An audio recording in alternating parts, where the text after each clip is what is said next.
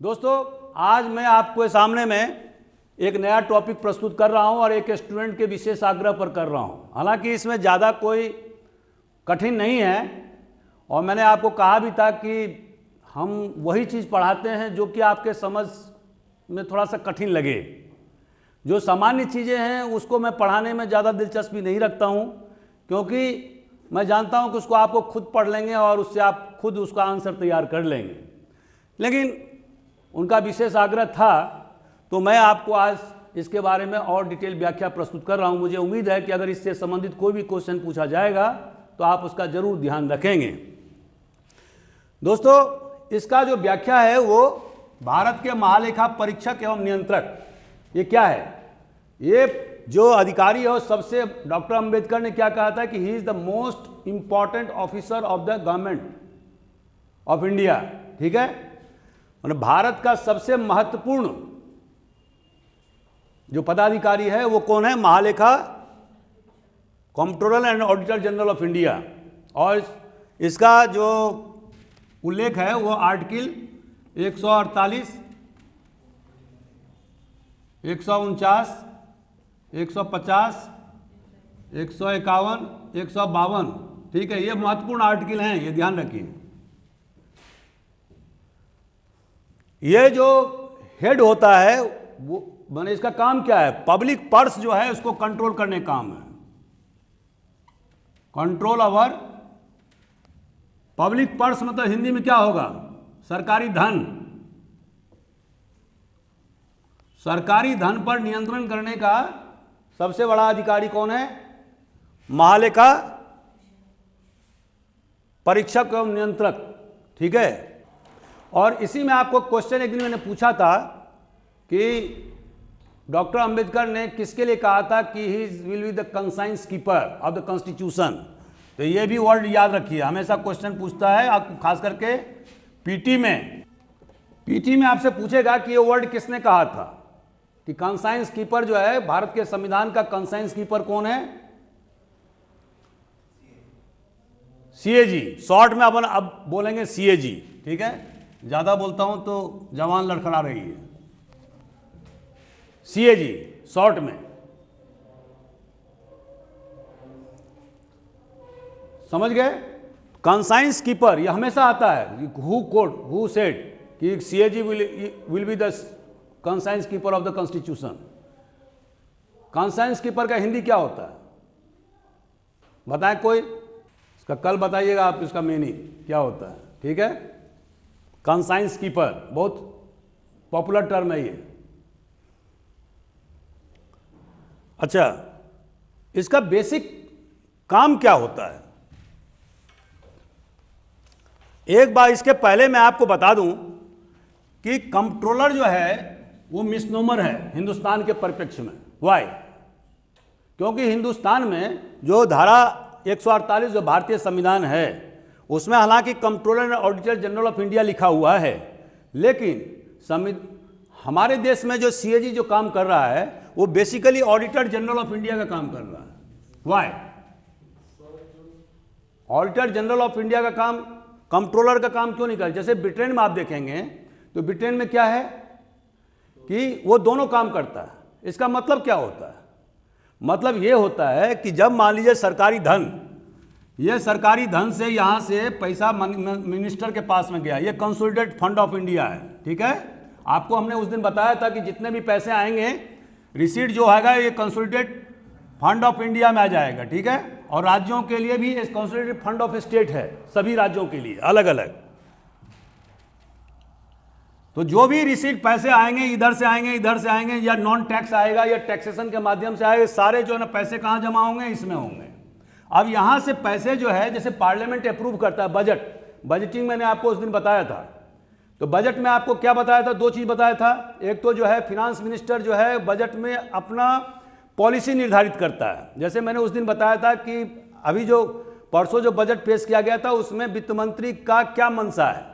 पहला कि जैसे हेल्थ में सुधार, दूसरा इंफ्रास्ट्रक्चर पर ज़्यादा जोर देना, तीसरा रोजगार उत्पन्न करना, क्योंकि बहुत सारे लोग बेरोजगार हो गए हैं। ठीक है, तो ये 3-4 चीज मैंने आपको रेखांकित किया था उस दिन के क्लास में।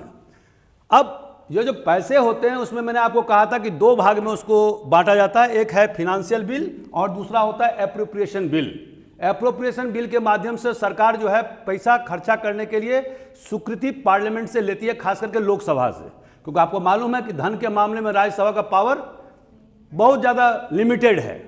ठीक है, अब दोस्तों इसमें क्या होता है, अब मान लीजिए यहाँ से पैसा निकला, मान लो कि मैं एक उदाहरण देता हूँ आपको, पीडब्ल्यूडी डिपार्टमेंट, सीपीडब्ल्यूडी केंद्र सरकार का सेंट्रल पब्लिक वर्क्स डिपार्टमेंट है। ठीक है, ये काम कर रही है, जगह जगह रोड बनाती है, पुलिया का निर्माण करती है, जितना भी कंस्ट्रक्शन भारत सरकार करती है सब इसके माध्यम से होता है। अब दोस्तों यहां से ये पैसे बजट में आवंटन है सीपीडब्ल्यूडी के लिए। अब इसका मंत्री, इसका जो मंत्री होगा वो उस पैसा, मान लो इसको 20,000 करोड़ रुपए दिए गए हैं। मैं आपको इसलिए बता रहा हूं ताकि आपका कंसेप्ट क्लियर हो। वैसे तो आप लक्ष्मीकांत में पढ़ ही लेंगे हर चीज, लेकिन ये सब चीज आपको नहीं बताएगा लक्ष्मीकांत। ठीक है, अब मान लो 20,000 करोड़ रुपया इसमें आवंटन हुआ सीपीडब्ल्यूडी के लिए, तो उस दिन जिस दिन एप्रोप्रिएशन बिल माने खर्चा की स्वीकृति के लिए पार्लियामेंट से मंत्री खड़ा होकर के मांगेगा कि हमको खर्चा करने की अनुमति दीजिए, तो उसमें वहां पर बहस होती है बहुत ज़्यादा। मंत्रियों के द्वारा बहुत सारे क्वेश्चंस पूछे जाते हैं, सॉरी एमपीज के द्वारा क्वेश्चन पूछे जाते हैं। और वो क्या होता है क्वेश्चंस कि फलना जगह आपने ये काम नहीं किया, या वहाँ का पुलिया टूटा हुआ, या रोड की दुर्गति है, या कर्नाटक से फलना से गुलबर्गा से लेके यहाँ तक बीदर तक रोड पूरा टूटा हुआ है, आपने मरम्मत नहीं किया, उसमें धन दिया जाए या उसको ठीक कर। मैंने पूरे देश के एमपीज अपने अपने क्षेत्रों के बारे में उनसे मांग करते हैं। ठीक है, अब इस 20,000 में से सीपीडब्ल्यूडी का मंत्री क्या करता है कि अलॉटमेंट का काम सुनता है सभी एमपीज की बात, और उसके बाद में वो एलोकेशन करना चालू करता है, जिसके जहां पर जितनी गंभीरता होती है। ठीक है, ये तो हुआ नॉर्मल कोर्स। अब दोस्तों जो आज का जो हमारा टॉपिक है वो क्या है, जो कंसोलिडेटेड फंड ऑफ इंडिया से जो पैसा गया सीपीडब्ल्यूडी के पास में 20,000 करोड़ रुपया, अब ये जो रुपया जो निर्गत हुआ उसमें कोई भी मंजूरी सीएजी से नहीं लिया गया। ठीक है, सीएजी का काम कब होता है, जब एक्सपेंडिचर उसने 20,000 करोड़ रुपया इस साल में खर्चा किया, तो उसका काम क्या है, एक्स पोस्ट फैक्टो, अंग्रेजी में क्या बोलते हैं, एक्स पोस्ट फैक्टो, ये लैटिन वर्ड है, माने कार्य के उपरांत, हिंदी वर्ड होगा कार्य के उपरांत को बोलते हैं एक्स पोस्ट फैक्टो। ठीक है, तो अब जो मान लीजिए 20,000 रुपया उसने खर्चा कर दिया, जगह जगह खर्चा किया, विभिन्न जगहों पे रोड बनाने का काम किया, पुलिया बनाने का काम किया, कंस्ट्रक्शन का अन्य काम किया, मान लीजिए कहीं भवन निर्माण, सरकारी भवन निर्माण का काम किया, तो वहां पर क्या क्या सीएजी का काम, दो काम देखना होता है। पहला कि जो रिसीट जो हुआ,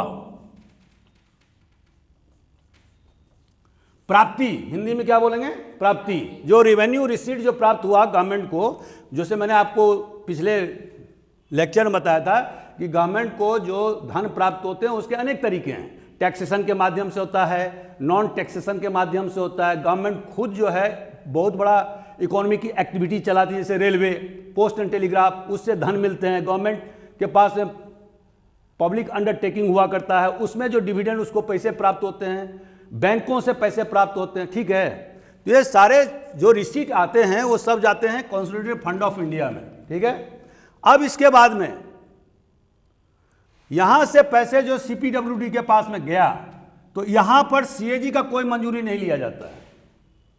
मंजूरी कब होता है, सीएजी का काम कब शुरू होता है, जब इसने 20,000 करोड़ रुपया खर्च कर डाला एक साल में, उसका जो ऑडिटिंग होगा, और वो ऑडिट में क्या क्या देखता है कि क्या इसमें धांधली हुई है या नहीं हुई है, पैसे जितने खर्च किए जाने थे उतने खर्च हुए हैं या नहीं हुए हैं, जो पार्लियामेंट ने एप्रोप्रिएशन बिल के माध्यम से जो स्वीकृत किया था जितना फंड, क्या उससे ज़्यादा एक्सीड कर गया है या नहीं किया है। ठीक है, तो ये सारे काम किसका है, सीएजी का।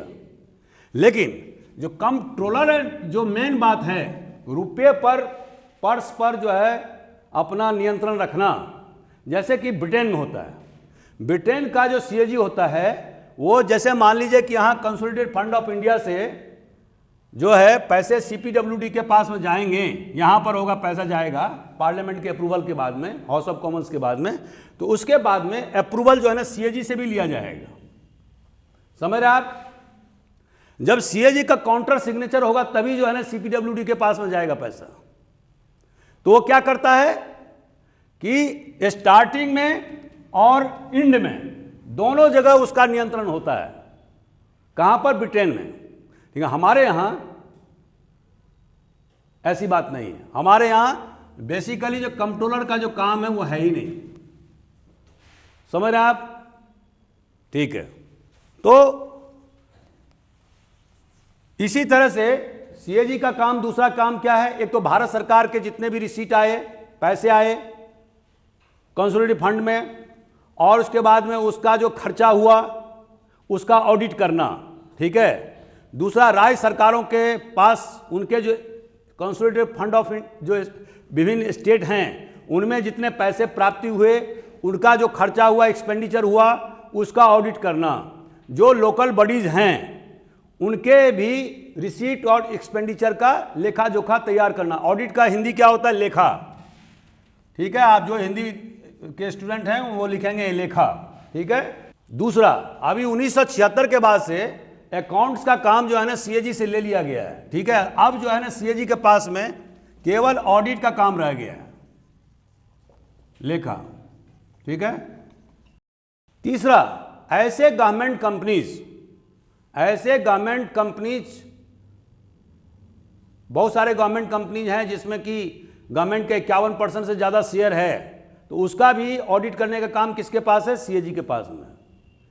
बहुत सारे जो कॉरपोरेशन हैं उसका भी ऑडिट करने का काम सीएजी के पास में। आप समझ रहे हैं मेरी बात को? अभी आपने देखा होगा कि बहुत सारे जो बेसिक इंडस्ट्रीज जो हिंदुस्तान में खुल गए हैं, इंजीनियरिंग इंडस्ट्री खुल गए हैं, तो वहाँ पर बहुत ज़्यादा एक्सपर्टीज़ की ज़रूरत होती है। तो अब क्या होता है कि ये जो कंपनी हैं उनका जो ऑडिट करने का काम वो कौन करता है? Private auditors. दूसरे प्रकार की जो कंपनी हैं जैसे कि एलआईसी भारत सरकार का, या आरबीआई या एसबीआई, ठीक है, ये भी जो है प्राइवेट ऑडिटर से ऑडिट कराते हैं। ठीक है। अच्छा, बहुत सारे जो जैसे कि दामोदर घाटी परियोजना है, या ऐसे बहुत सारे जैसे कि ओएनजीसी है, ये सारे जो बड़े बड़े प्रतिष्ठान, या gas authority of India limited है, इसका जो ऑडिट का काम जो है वो सीएजी करता है। लेकिन बहुत सारे जो ऐसी कंपनियां हैं जिसका कि सीएजी नहीं करता है, लेकिन प्राइवेट ऑडिटर्स के करने के बाद में उसका सप्लीमेंट्री ऑडिटिंग भी करता है। अब वो कौन कौन सा है? जैसे कि आपको मैंने बताया, जैसे फिनांस कॉरपोरेशन, ये कोई महत्वपूर्ण आपके एग्जाम के हिसाब से नहीं है, मैं केवल नॉलेज के लिए आपको बता रहा हूँ। ठीक है। इसके अलावा गवर्नमेंट ने 1968 में एक ऑडिट बोर्ड की स्थापना किया हुआ है। ये इंपॉर्टेंट बात है। ऑडिट बोर्ड, अब ये बोर्ड में एक चेयरमैन प्लस 2 मेंबर होते हैं। ठीक है। ये ऑडिट बोर्ड का गठन क्यों हुआ है? क्योंकि अब जो ऑडिटिंग का काम है बहुत ही ज़्यादा स्पेशलाइजेशन हो गया है। तो आपको मालूम है कि सीएजी जो होता है इसके अंदर में, जैसे आप यूपीएससी कंप्लीट करेंगे तो आपको account and audit services, account and एक सर्विसेज होता है। ठीक है, ऑडिट सर्विसेज, ये सेंट्रल सर्विसेज है भारत सरकार के सीधे अधीन में। ठीक है। ये सारे कर्मचारी जो है वो सीएजी के अंदर में काम करते हैं, और इसी में से सीनियर होता है वो सीएजी बनता है। हिंदुस्तान में अभी लगभग 47,000 कर्मचारी इसमें काम कर रहे हैं। ठीक है, इनके अधीन में। तो ऑडिट बोर्ड बनाने का मकसद ये था कि जो बाहर के जो एक्सपर्ट हैं उनको उनकी सहायता लिया जाए ताकि ऑडिट करने में कोई दिक्कत का सामना नहीं करना पड़े। जैसे कि इंजीनियरिंग है, आयरन एंड स्टील है, केमिकल्स है, ये जो इसमें टेक्निकल और स्पेशलाइज्ड नॉलेज की बहुत ज़्यादा ज़रूरत होती है। ठीक है, तो इसीलिए ऑडिट बोर्ड का गठन किया गया जो कि सीएजी को सहायता प्रदान करता है, माने सीएजी के अधीन ही होता है, ये इसके अधीन ये काम करता है। ठीक है, अभी हम बताते हैं आपको, अभी हम उस पर आए ही नहीं। अभी एक क्वेश्चन पूछा गया मुझसे कि इसका नियुक्ति कैसे होता है सीएजी का। तो सीएजी की नियुक्ति के लिए बेसिकली जो कैबिनेट है, राष्ट्रपति तो कल कहने के लिए है, लेकिन उसकी नियुक्ति कौन कर रहा है? प्रधानमंत्री और उसके कैबिनेट के सदस्य, ठीक है, मिलकर के उनके किसी नाम को प्रस्ताव करते हैं प्रेसिडेंट ऑफ इंडिया के पास में। आपको मालूम है कि प्रेसिडेंट ऑफ इंडिया हमारे देश में क्या है? नॉमिनल हेड है। ठीक है, वो अपने कैबिनेट के हिसाब से काम करता है। ठीक है, तो इसमें जो मेन जो एक्टर है वो कौन है? प्रधानमंत्री। प्रधानमंत्री जो है ना, किसको बनाएगा किसको नहीं बनाएगा, ये उसके विवेक पर निर्भर करता है। जैसे कि इसके पहले राजीव महर्षि जो है,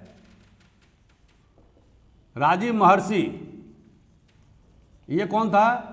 ये एक IAS अफसर था पहले। इसके पहले ये प्रिंसिपल सेक्रेटरी भारत सरकार के होम सेक्रेटरी था। ठीक है, उसके रिटायरमेंट के बाद में उन्होंने सीएजी इसको बना दिया।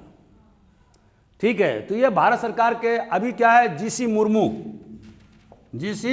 मुर्मू वर्तमान में। ये कौन थे? अभी जम्मू कश्मीर के राज्यपाल थे, वहां से हटने के बाद में कहां आ गए? सीएजी में आ गए। ठीक है, क्लियर? लेफ्टिनेंट गवर्नर जब वो यूनियन टेरिटरी हो गया तो जीसी मुर्मू कहां थे? पहले lieutenant governor of JNK and thereafter he was shifted to CAG. तो ये हमारे जो पॉलिटिकल जो एग्जीक्यूटिव है उस पर निर्भर करता। अब इसी के लिए जो है, जिस तरह से मैंने आपको कल कौन सा टॉपिक पढ़ाया था आपको, उसमें मैंने क्या बताया था कि उसमें लीडर ऑफ अपोजिशन भी होगा। मैंने रात में क्वेश्चन भी दिया था कि उसमें 6 मेंबर कमिटी होती है जो चुनाव करती है। ठीक है, लेकिन यहां ये सब बात नहीं है। यहां पर प्रधानमंत्री और उनके कैबिनेट मेंबर, आप मुख्य रूप से प्रधानमंत्री ही माने आप, वो जिसको चाहेंगे उसको सीएजी बना देंगे। ठीक है, तो यहां पर जिस तरह से हमने आप ह्यूमन राइट्स कमीशन के अध्यक्ष और मेंबर के मामले में हमने कहा था कि 6 सदस्यों का कमिटी होगा जिसमें कि leader of opposition of Lok Sabha और राज्यसभा भी शामिल होंगे, स्पीकर और डिप्टी चेयरमैन ऑफ राज्यसभा भी शामिल होंगे, और प्रधानमंत्री और गृह मंत्री। ये मैंने 6 बताया था ना आपको, जो आप लोग जवाब नहीं दिए कल मेरे को, वही तो मैंने पूछा था आपसे, काट खा गया। तो ये भी क्वेश्चन पूछ सकता है कि अभी वर्तमान में कौन सीएजी है। ठीक है, तो आप जीसी मुर्मू लिखिएगा। ठीक है, सबसे पहला जो सीएजी था वो कौन था? 1948 में नरहरि राव। देखिए, जितना मेरे को आता है वो मैं सब चीज आपके सामने प्रस्तुत कर रहा हूं, ताकि आपको अगर कोई क्वेश्चन पूछ दे तो ऐसा नहीं हो कि साहब ने तो बताया ही नहीं आपको। तो मुझसे जितना संभव हो सकता है, all facts and figures are being presented before you, now it is up to you to accept it और रिजेक्ट इट। ठीक है, 1948 से 1954 तक रहे, लगभग सबसे ज्यादा समय यही रहे। अब दोस्तों, इसकी जो नियुक्ति होती है वो 6 साल के लिए होती है, 6 ईयर, और अधिकतम 65 वर्ष। अब जो पहले भी हो, मान लो कोई व्यक्ति 54 साल की अवस्था में सीएजी बन गया तो 6 साल के लिए नियुक्त होगा, मैंने 60 साल में रिटायर कर जाएगा, भले ही मैक्सिमम जो उसका एज है वो 65 हो। तो जो भी व्हिच एवर इज अर्लियर, ये लिखा हुआ है संविधान में, वो होगा। ठीक है, अब दोस्तों सबसे पहला जो सीएजी था हिंदुस्तान में, माने ब्रिटिश इंडिया, अंग्रेज, उसने 1860 में ऑडिटर जनरल ऑफ इंडिया बनाया था। ठीक है, और उसका नाम था एडवर्ड ड्रूमोंड। देखिए, मुझे याद आता जा रहा है। ठीक है, अभी 2 मिनट पहले याद नहीं था। ये कब बना? 1860 में। 1919 का एक्ट आपको मैंने अभी नहीं पढ़ा है। 1919 के एक्ट में क्या किया गया? ये जो ऑडिटर, पहले उसको ऑडिटर जनरल ऑफ इंडिया कहते थे, उसको क्या किया कि भारत सरकार से टोटली अलग कर दिया, माने separation from the sovereign of, माने गवर्नमेंट ऑफ इंडिया। जैसे आज आप देख रहे हैं ना कि सीएजी जो है ना किसी के अधीन में नहीं है, भारत सरकार के अधीन, भले ही प्रधानमंत्री नियुक्त करता है, अभी आगे बताऊंगा मैं आपको, लेकिन सीएजी जो है वो भारत सरकार के अधीन नहीं है। कैसे नहीं है वो मैं बताने जा रहा हूं। तो आप देखेंगे कि 1919 का जो एक्ट हुआ उसके तहत में ऑडिटर जनरल ऑफ इंडिया को भारत सरकार से अलग कर दिया गया, मतलब उसके अधीन से सेपरेट कर दिया गया, सेपरेट आइडेंटिटी स्थापित कर दिया गया। माने they are now auditor of general of India was not subordinate to government of India. अभी जो वर्तमान स्थिति है वो क्या है कि गवर्नमेंट ऑफ इंडिया का भले ही राष्ट्रपति के द्वारा चुनाव होता है, प्रधानमंत्री की उसकी में बहुत ज़्यादा भूमिका होती है, लेकिन एक बार बन जाने के बाद प्रधानमंत्री या राष्ट्रपति उसको हटा नहीं सकता है। कैसे? आर्टिकल 124 में सुप्रीम कोर्ट के जजों को हटाने का नियम बनाया हुआ है, ठीक है, 124 के 2 में। और दोस्तों मैंने आपको पहले के वीडियो में बताया था कि सुप्रीम कोर्ट के जज को कैसे हटाया जाएगा। पहले जजेज इंक्वायरी कमेटी बनी हुई है 1968 में। मान लीजिए कोई आरोप आता है तो उस आरोप की पहले क्या होगा, इंक्वायरी की जाएगी। इंक्वायरी कैसे की जाएगी? चीफ जस्टिस ऑफ इंडिया एक जजों की कमेटी बनाएगा और उसमें जो आपने आरोप, जो किसी व्यक्ति के द्वारा आरोप लगाया गया है उसकी जांच की जाएगी। जांच में अगर वो सही पाया जाएगा उसके बाद वो जांच रिपोर्ट कहां भेजा जाएगा? राष्ट्रपति के पास। राष्ट्रपति क्या करेगा? उसको राज्यसभा के पास में और लोकसभा के पास में भेजेगा, ठीक है। अब वहां पर इंपीचमेंट प्रोसीडिंग शुरू होगी। अब इंपीचमेंट प्रोसीडिंग शुरू करने के पहले एक लाइन और मैं बोल देना चाहता हूं, कोई भी जो महाभियोग प्रस्ताव शुरू होता है उसके लिए राज्यसभा से 50 सदस्य और लोकसभा से 100 सदस्य 100 ये दस्तखत करके अपना भेजता है कि मैं मान लो जीसी मुर्मू के खिलाफ, इनके खिलाफ में फलना फलना, ये पूरा लिखेगा कि ये सब भ्रष्टाचार के आरोप हैं, इसलिए हम महाभियोग के प्रस्ताव लाना चाहते हैं, ठीक है। तो मान लीजिए राज्यसभा के 50 सदस्यों ने दस्तखत करके वाइस प्रेसिडेंट ऑफ इंडिया को दिया। अब वाइस प्रेसिडेंट ऑफ इंडिया क्या करेगा? वो ये करेगा कि एक इंक्वायरी कमेटी का गठन करेगा। किसको? चीफ जस्टिस को कहेगा कि आप 3 जजेस के पैनल का एक इंक्वायरी कमेटी गठन करिए और वो जजेस जो है ना जांच करेगा कि जो 50 सदस्य, जो 50 एमपी ने जो आरोप पत्र जो पेश किए हैं महाभियोग का, उसमें कितनी सच्चाई है, उसकी जांच होगी। जांच करने के बाद वो रिपोर्ट फिर सबमिट किया कहां करेगा? वाइस प्रेसिडेंट ऑफ इंडिया के पास, क्योंकि उन्होंने। अब उसके बाद में क्या होगा? अगर सत्य पाई जाती है, अगर मान लो झूठा पाया गया तब तो कोई बात ही नहीं, वहीं खत्म हो गया। वाइस प्रेसिडेंट कह देगा सदन को कि आपके जो भी आरोप थे वो सब बेकार हैं, उसमें कोई तथ्य नहीं है। लेकिन अगर ऐसा हो सकता है, ये भी हो सकता है कि सत्य पाई जाए, तो ऐसी स्थिति में क्या होगा? अब वहां से इंपीचमेंट या महाभियोग की प्रस्ताव शुरू की जाएगी, ठीक है। तो प्रस्ताव पास, पहले बहस होगा, या तो जिस व्यक्ति, जिस अधिकारी पदाधिकारी के खिलाफ में, मान लो सीएजी के खिलाफ में अगर आरोप लगा है तो या तो वो स्वतः अपना पक्ष प्रस्तुत करेगा राज्यसभा में आकर के, या अपना कोई वकील खड़ा करेगा जो उसका पक्ष प्रस्तुत करेगा, ठीक है। अब वो हर चीज को डिफेंड करेगा और सारे सदस्य जो है ना उस पर आरोपों की बौछार करेंगे। 8 घंटा, 10 घंटा, 12 घंटा, उसके लिए एक समय निर्धारित किया जाएगा। अंत में वोटिंग होगा और वोटिंग में हर पार्टी व्हिप जारी करती है। क्यों? कि वहां पर वोटिंग में स्पेशल मेजोरिटी से पास होना जरूरी है, ठीक है। इसका मतलब क्या होता है? मैंने आपको पहले ही बताया था कि एक तो होता है कि आधे सदस्य से एक ज्यादा, मान लो राज्यसभा का 250 है तो 126, और प्लस उस समय जो सदन में जो बैठा हुआ है एमपीज, उसका 2/3 बहुमत होना चाहिए, दोनों का कॉम्बिनेशन होना चाहिए, लेकिन वो 126 से कम नहीं होना चाहिए, ठीक है। प्रेजेंट एंड वोटिंग, ये वर्ड का इस्तेमाल हुआ कॉन्स्टिट्यूशन ऑफ इंडिया में।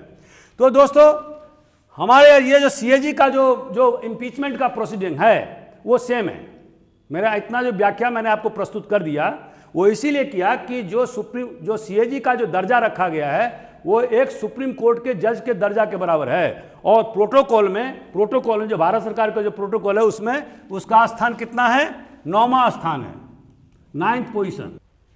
तो सीएजी या तो खुद रिजाइन कर देगा, इसके लिए कोई बंदिश नहीं है, या अगर उसको हटाना है तो 2 आधार पर हटाए जाएंगे।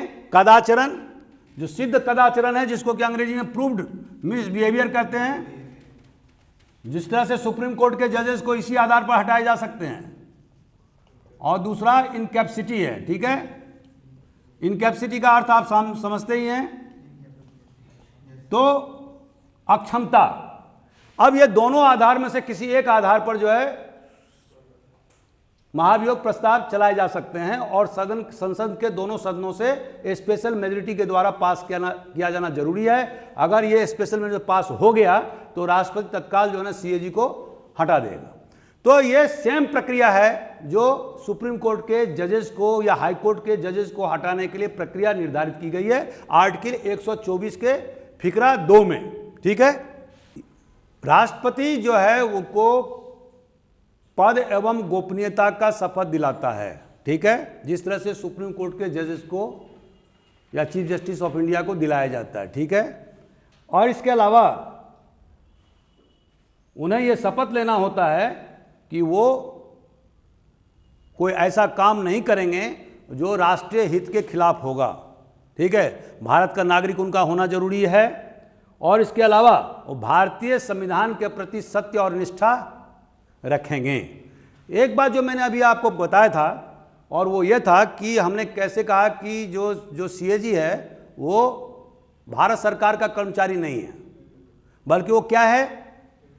नहीं, वो पार्लियामेंट के अधीन है, संसद के अधीन है, संसद का अधिकारी है वो।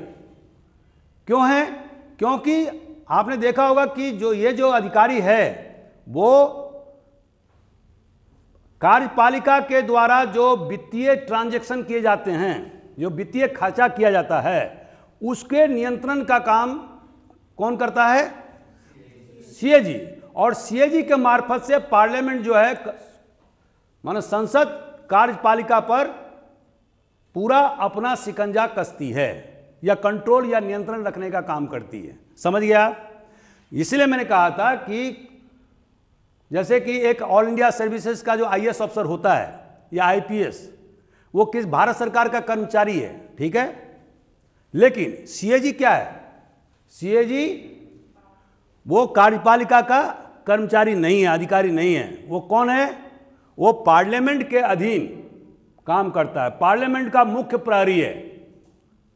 समझ रहे आप? अब क्या बताना बाकी रह गया? आपको एक बात और बता दूं, इंडिपेंडेंस सीएजी और उसके जो माथा जितने भी कर्मचारी, जैसे मैंने 47,000 बताया, देश के विभिन्न हिस्सों में ऑडिटर्स फैले हुए हैं, ठीक है। जो सरकारी महकमे में जो खर्चे होते हैं उनका ऑडिट करने का काम करता है, तो राज्य सरकार और केंद्र सरकार दोनों के ऑफिसों का। तो अब ये स्वतंत्रता सीएजी को क्या मिला हुआ? नंबर 1 कि जो भी इनके सैलरी पर खर्चे होंगे, not only CAG but his total staff. अब मैंने कितना बताया था? 47,000। वो घटते बढ़ते रहते हैं, लेकिन अभी 2020 के आंकड़े मैंने बताया, तो वो पूरे खर्चे किस पर आएंगे? Consolidated fund of India. अब इससे खर्चे आएंगे, इसका मतलब क्या हुआ? जब हम कह रहे हैं कि इनसे इनका सैलरी दिया जाएगा कंसोलिडेटेड फंड ऑफ इंडिया से, तो इसका अर्थ क्या होता है आप बताइए? इसका मतलब ये हुआ कि इस पर वोटिंग नहीं की जा सकती है पार्लियामेंट में। जो आप देखेंगे कि सुप्रीम कोर्ट के जजेस या जितने भी संवैधानिक पदाधिकारी हैं उसमें एक क्लॉज लगा दिया गया है कि ये कंसोलिडेटेड फंड ऑफ इंडिया से इनका तनख्वाह दिया जाएगा। मतलब ये हुआ कि आप उस पर बहस पार्लियामेंट में नहीं कर सकते हैं। तो इनके जितने भी कर्मचारी और प्लस जो सीएजी हैं वो उनके सारे तनखे भत्ते सब कंसोलिडेटेड फंड ऑफ इंडिया से निकाले जाते हैं। दूसरी बात कि इनके पद पर रहते हुए किसी प्रकार के इनके सैलरी में कटौती नहीं किया जा सकता है, ठीक है। यह सब काम क्यों किया गया है? ताकि वो एग्जीक्यूटिव के दबाव में ना रहें। अभी कभी होगा कि मान लो कि कोई घोटाला क्लियर कर दिया तो सीएजी का जो या उसके कर्मचारी के वेतन भत्ते में कटौती शुरू कर दिया, ठीक है, डिसिप्लिनरी एक्शन शुरू कर दिया। तो उनकी स्वतंत्रता को अक्षुण्णता बनाए रखने के लिए ये प्रावधान किया गया है, ठीक है। अब तो मैडम जो है ना, इस पर तो हमने 4-5 जो है सो क्या कहते हैं लेक्चर कर चुके हैं कि कंसोलिडेटेड फंड ऑफ इंडिया क्या होता है।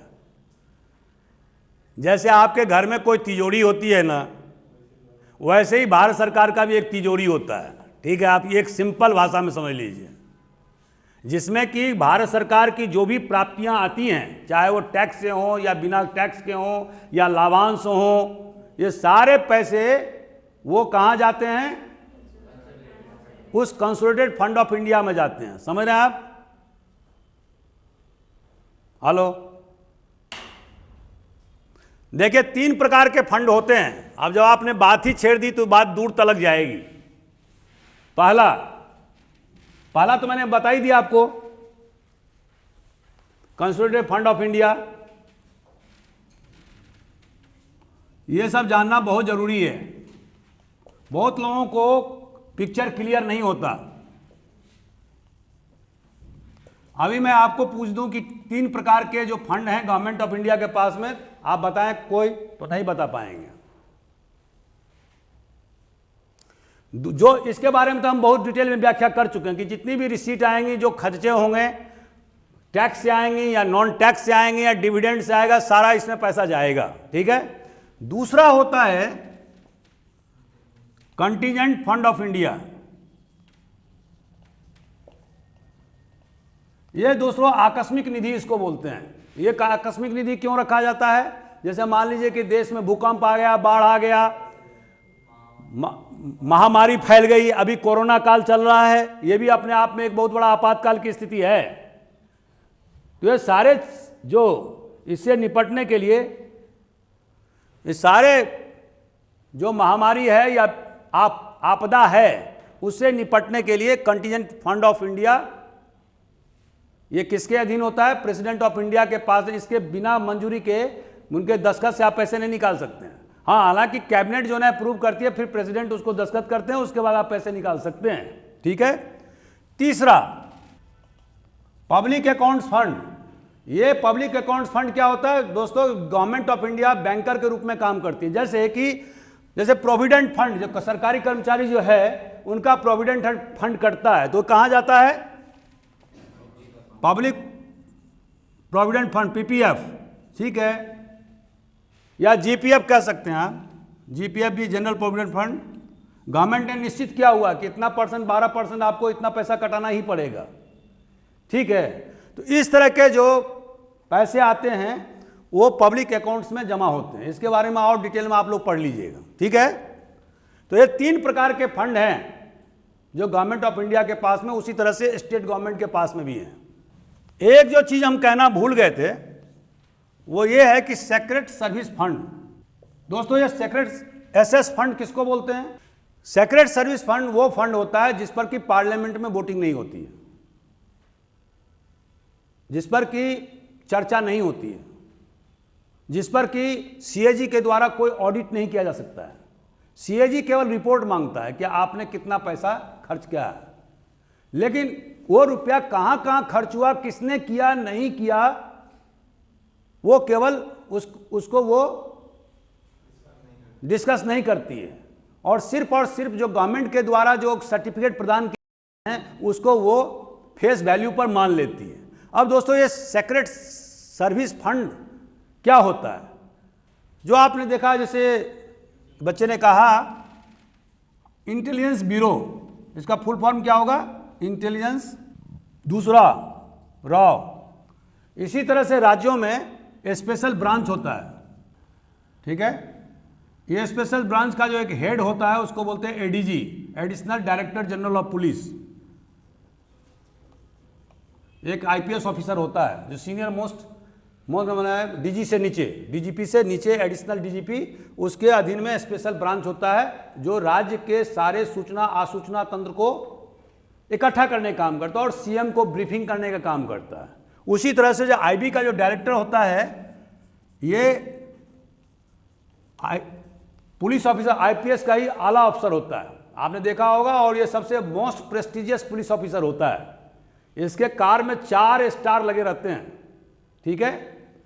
अमूमन डीजी के कार में 3 स्टार लगा रहता है, जो हाईएस्ट ऑफिसर है, लेकिन आईबी के डायरेक्टर में 4 स्टार लगे रहते हैं। इसका मतलब यह है कि जो आईबी का जो डायरेक्टर होता है वो पुलिस विभाग में सबसे ज़्यादा ऊंचे पद पर होता है। जैसे आईएएस में, आईएएस का सबसे जो हाईएस्ट जो रैंक ऑफिसर है वो कौन है? Cabinet rank, cabinet secretary. अब ये कैबिनेट सेक्रेटरी थोड़ा थोड़ा मैं आपको बता देना चाहता हूं, ये तो कोई बताएगा नहीं। कैबिनेट सेक्रेटरी जो होता है वो जो कैबिनेट का संचालन जो है ना कैबिनेट सेक्रेटरी करता है, और ये भारत सरकार के जो आईएएस कैडर है उसका सबसे हेड होता है। तो सारे आईएएस अफसरों को नियंत्रण काम करने का काम भी इसी के पास में, कैबिनेट सेक्रेटरी के पास में। प्लस कैबिनेट के में क्या क्या प्रपोजल रखे जाएंगे, जो कैबिनेट मिनिस्टर मैंने आपको बताया था, उसमें नॉन मिनिस्टर में केवल कैबिनेट सेक्रेटरी ही रहता है जो पूरे प्रपोजल को वहां पर प्रस्तुत करता है।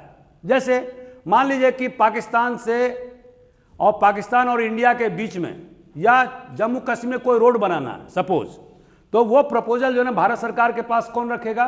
Cabinet secretary. कैबिनेट सेक्रेटरी जो है मान लीजिए वो रोड विभाग से border security, border road organisation संबंधित है, और बॉर्डर रोड ऑर्गेनाइजेशन किसके पास में है? डिफेंस के पास में। तो डिफेंस सेक्रेटरी जो है ना कैबिनेट सेक्रेटरी को वो सारा प्रपोजल पेश करेगा, ठीक है। कैबिनेट सेक्रेटरी उसका मूल्यांकन करेगा, रिव्यू करेगा, उसमें जो काट छांट होगा उसको या जो गड़बड़ी होगी उसको अपने स्तर पर उसको ठीक करेगा। फाइनल जो ड्राफ्ट होगा वो कहां लाएगा कैबिनेट सेक्रेटरी? कैबिनेट में फॉर द अप्रूवल, ठीक है। तो इस तरह से भारत सरकार काम करती है। तो आईएएस का जो सबसे बड़ा आला अफसर है हिंदुस्तान में वो कौन है? Cabinet secretary. उसी तरह से आईपीएस का जो सबसे बड़ा जो अफसर है वो कौन है? आईबी का डायरेक्टर। अब दोस्तों आईबी हो या स्पेशल ब्रांच हो या नारकोटिक्स विंग में आप देखेंगे तो वहां पर बहुत सारे पैसे खर्च करने होते हैं पुलिस अधिकारियों को मुखबिर बनाने के लिए, इन्फॉर्मर तैयार करने के लिए, सूचना तंत्र तैयार करने के लिए, जो कि मुझे भी खुद मिलता था पैसा 5-10 हज़ार 15 हज़ार रुपया, ठीक है।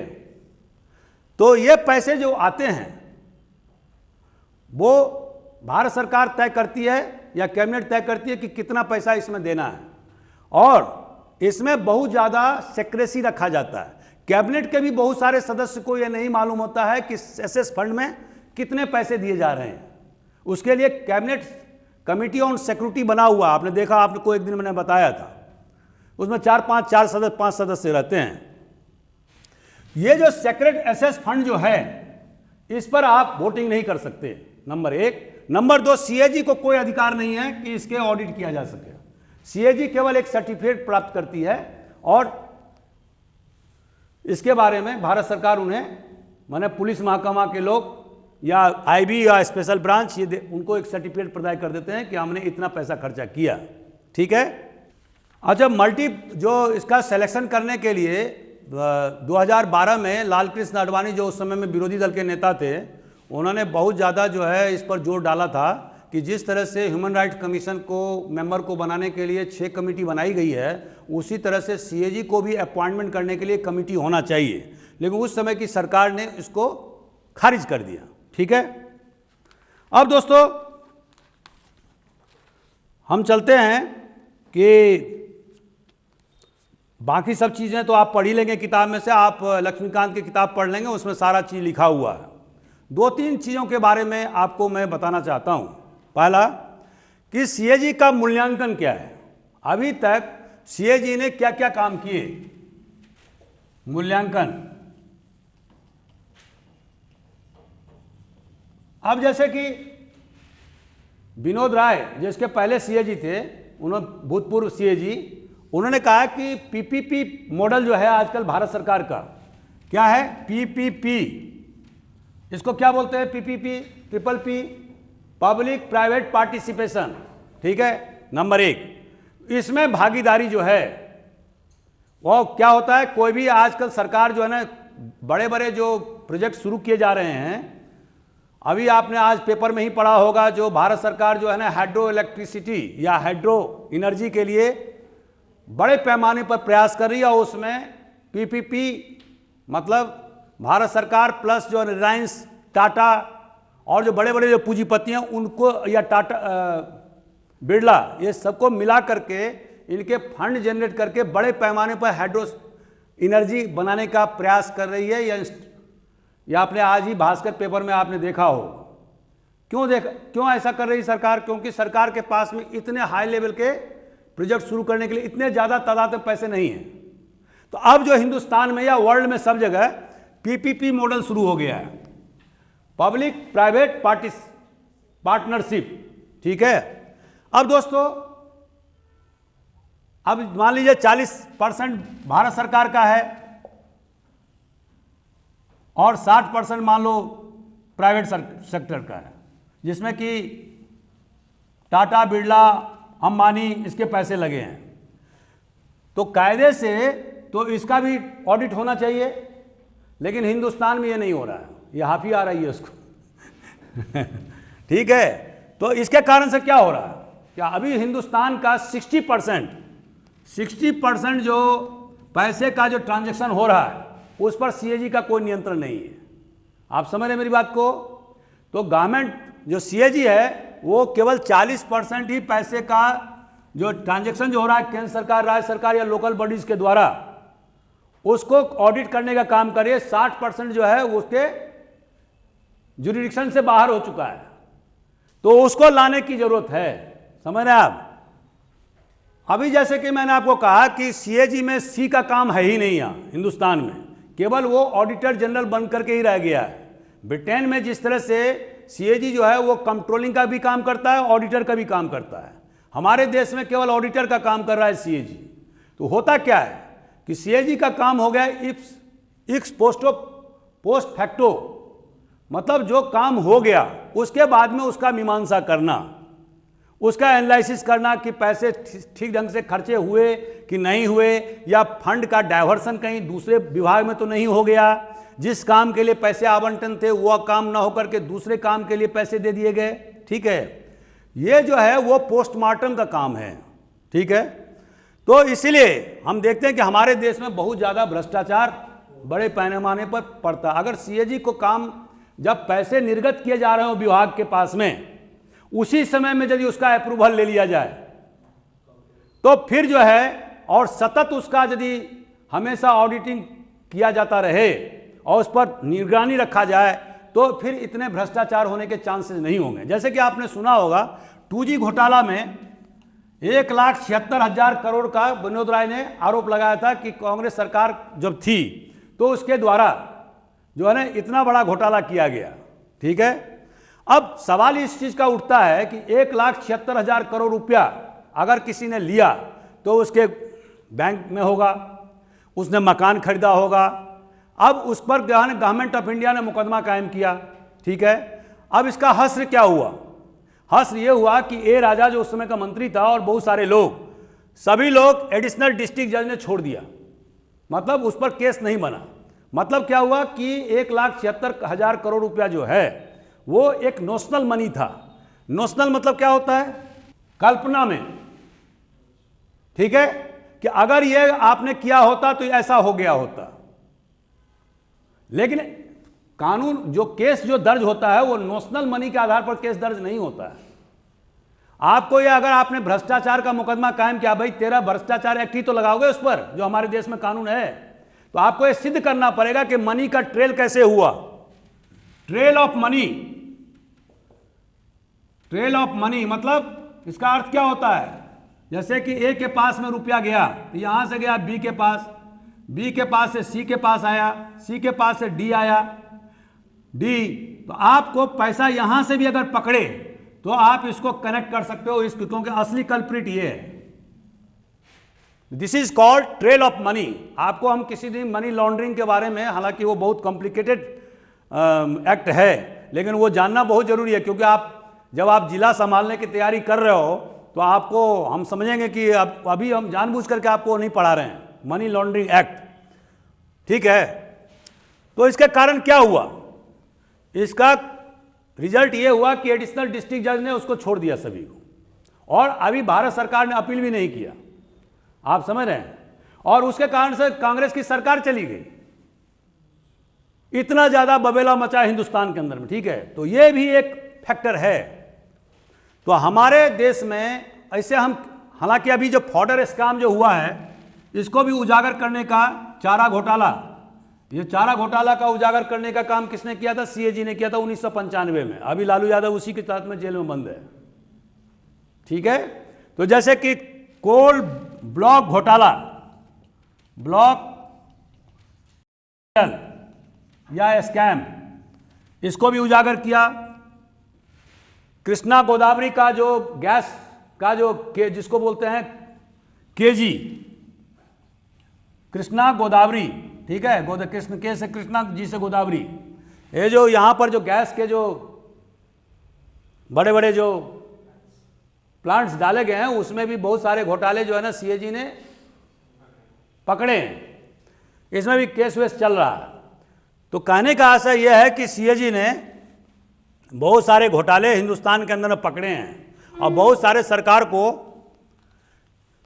बहुत ज़्यादा विपरीत स्थिति का सामना करना पड़ा है। एक काम और है जो हम आपको बता देना चाहते हैं कि जो संविधान में क्या लिखा हुआ है कि सीएजी जो भी ऑडिट करेगा, मान लो केंद्र सरकार का करेगा, तो उसके बाद में उसको वो रिपोर्ट किसके पास भेजेगा?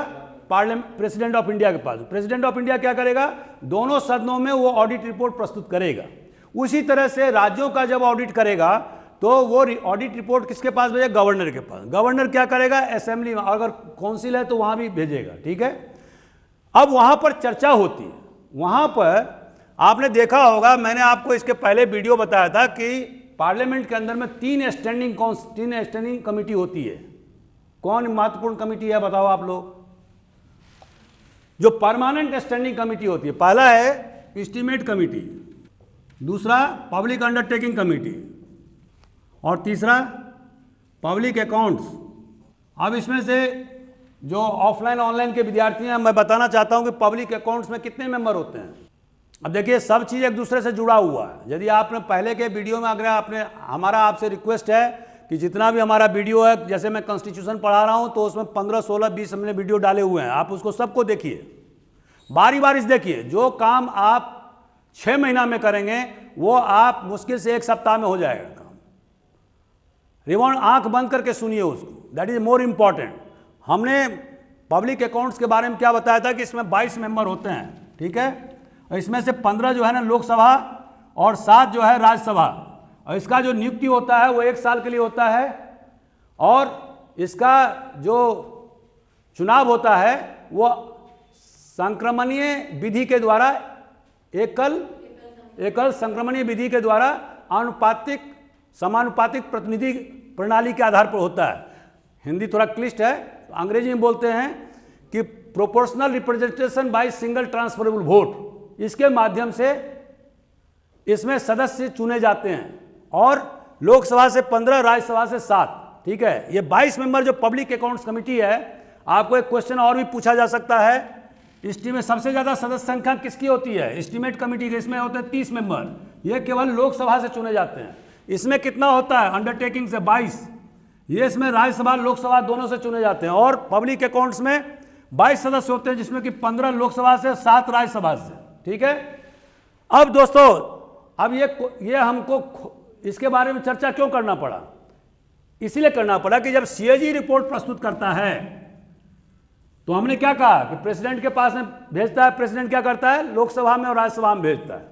अब ये पब्लिक अकाउंट्स कमेटी जो है वो उस रिपोर्ट का अध्ययन करती है, और पब्लिक अकाउंट्स कमेटी का जो हेड होता है वो हमेशा अपोजिशन लीडर होता है। 1968 के बाद में अपोजिशन लीडर जो है, जैसे कि अधीर रंजन चौधरी अभी कांग्रेस का है, तो अपोजिशन लीडर जो है वो पब्लिक अकाउंट्स कमेटी का हेड होगा, ठीक है। नंबर 1।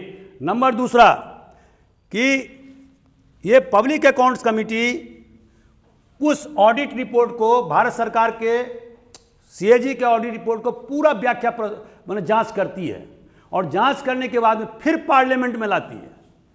पब्लिक अकाउंट्स कमेटी के कोई भी सदस्य मंत्री नहीं हो सकता है। They are all MPs from different parties, ठीक है। इसलिए मुझे यह चर्चा करना पड़ा। आप समझ गए मेरी बात को? इसके बारे में हम पहले वीडियो बना चुके हैं, आप सुन लीजिए उसको।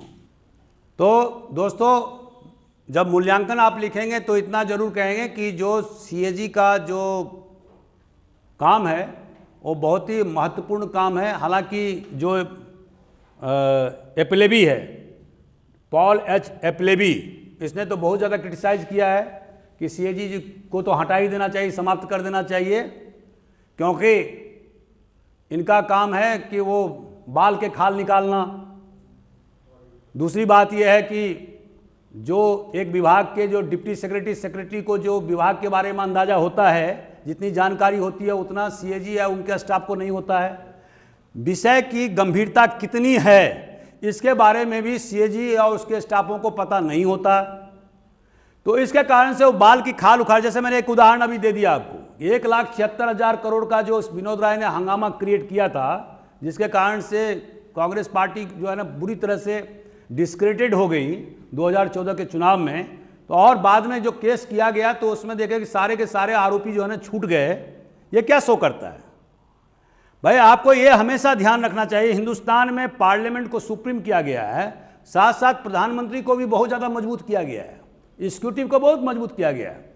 मैंने एक जो आर्टिकल लिखा था उसमें क्या सीबीआई के बारे में, उसमें क्या कहा था कि भाई यदि आप किसी सरकार को चुनते हैं तो सरकार को काम है पॉलिसी डिसीजन लेना। ये जो पॉलिसी डिसीजन लेना, नीतिगत निर्णय लेना, इसी के लिए कैबिनेट का फॉर्मेशन हुआ है, इसी के लिए प्रधानमंत्री है, टू टेक पॉलिसी डिसीजन, नीतिगत निर्णय लेना। आप उसको चैलेंज नहीं कर सकते। जैसे वाजपेयी जी के गवर्नमेंट में या टेलीकॉम में उन्होंने क्या स्पेक्ट्रम में क्या कहा था, पहले आओ पहले पाओ। अब ये कोई तो नियम नहीं है, क्योंकि ऑक्शन में लोग नहीं आए, तो उन्होंने कहा जो पहले आएगा वो पहले पाएगा। अब यहां पर हो सकता है कि सरकार को 10,000 करोड़ घाटा हुआ हो या सरकार को 10,000 करोड़ फायदा हुआ हो, तो सीबीआई इसकी जांच नहीं कर सकती है। सीबीआई इसका जो डोमेन, सीबीआई का जो डोमेन है वो जस्ट अलग है। आप समझ रहे हैं मेरी बात को, मैं क्या बोल रहा हूं? ये दोनों नहीं समझ रही है। सीबीआई का काम नहीं है, this is not the work of CBI.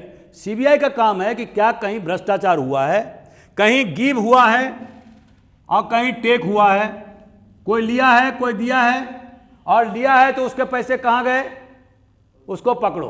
तो मान लो 5,000 करोड़ रुपया सरकारी फंड है, इसको ए नाम के आदमी ने मान लो 300 करोड़ रुपया इसमें से गायब कर दिया।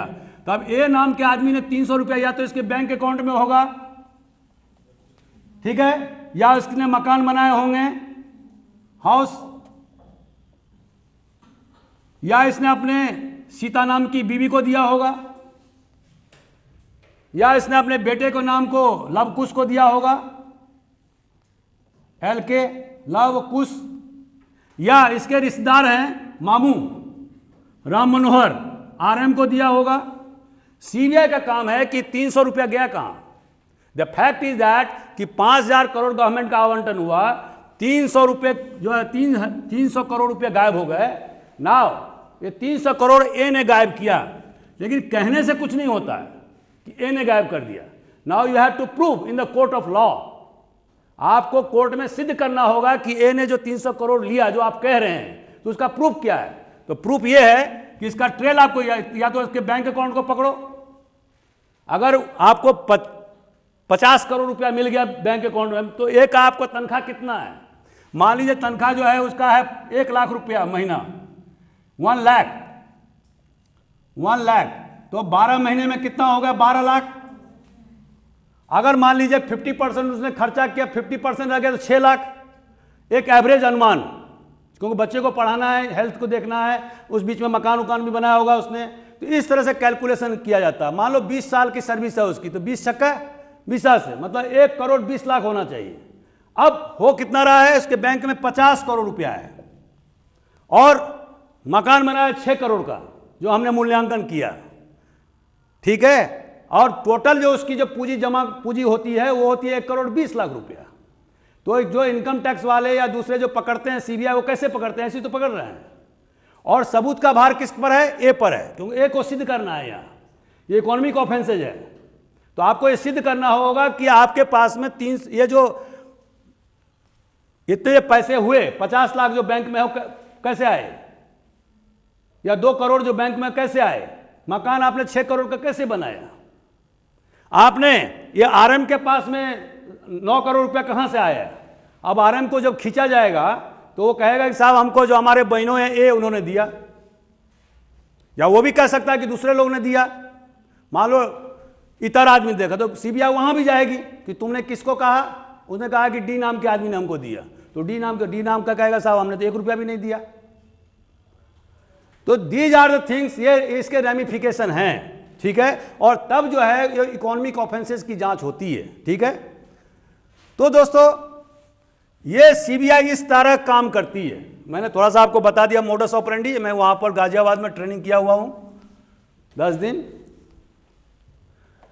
तो इस तरह से काम, लेकिन सीबीआई ये चैलेंज नहीं कर सकती है कि किसी गवर्नमेंट ने क्या निर्णय लिए उस पर उसको चैलेंज करने का कोई अधिकार नहीं है। और इसलिए आपने देखा होगा कि एडिशनल डिस्ट्रिक्ट जज का कोर्ट ने इस केस को धराशायी कर दिया। अब आज की तारीख में कोई सुनता भी नहीं है, याद भी नहीं करता, जो डैमेज होना था वो हो चुका।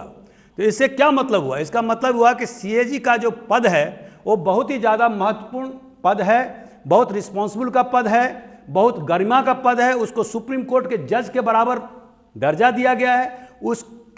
उसके द्वारा कोई ऐसा काम नहीं किया जाना चाहिए जिससे कि उस समय के जो शासन व्यवस्था हैं, उस समय की जो सरकार है, उस पर बेवजह आरोप लगे। और जो उसको जो ब्रीफ दिया गया है, जो उसका काम है ऑडिटिंग करना, वहीं तक वो सीमित रहे। अपनी बातों को ज़्यादा हल्ला या बढ़ा चढ़ा करके या किसी विचारधारा के तहत में आकर के किसी सरकार को डिस्क्रेडिट करने का काम वो नहीं करे, ठीक है। ये महत्वपूर्ण काम है।